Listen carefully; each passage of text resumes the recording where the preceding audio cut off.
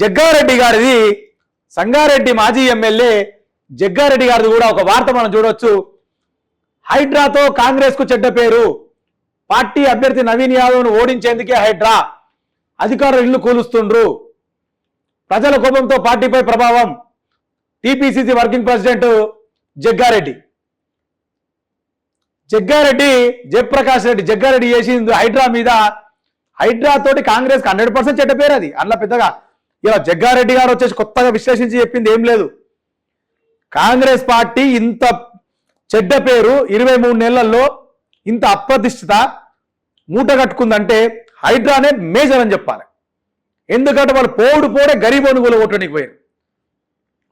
పోనీ హైడ్రా అంత చక్కగా చేసుకుంటూ పోయిందా అంటే చక్కగా చేసేది ఏం లేదు. సమానంగా ఊలగొడుతుందా, సమానంగా ప్రక్షాళన చేస్తుందా అంటే లేదు. బలిసినోని జోలికి పోరు, బక్కోని జోలికి పోతారు. హైడ్రా రంగనాథన్ కూడా చాతనయ్యేది కూడా ఇదే. దాంతో గవర్నమెంట్కి చెడ్డ పేరు వస్తుంది. నవీన్ యాదవ్ను ఓడగొట్టేందుకే హైడ్రా కుట్ర చేస్తుందట.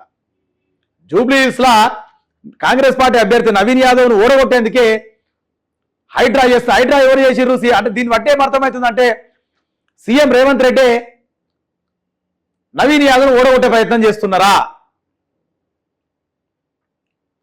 సొంత కాంగ్రెస్ పార్టీ వర్కింగ్ ప్రెసిడెంట్ మాట్లాడుతున్న మాట ఇది. ఏ బీఆర్ఎస్ నాయకుడు, బీజేపీ నాయకుడు, సిపిఐ నాయకుడు కాదైనా, అధికారంలో ఉన్న కాంగ్రెస్ పార్టీ వర్కింగ్ ప్రెసిడెంట్ మాట్లాడుతున్న మాట. షేర్ చేయండి, లైక్ చేయండి, సబ్స్క్రైబ్ చేయండి.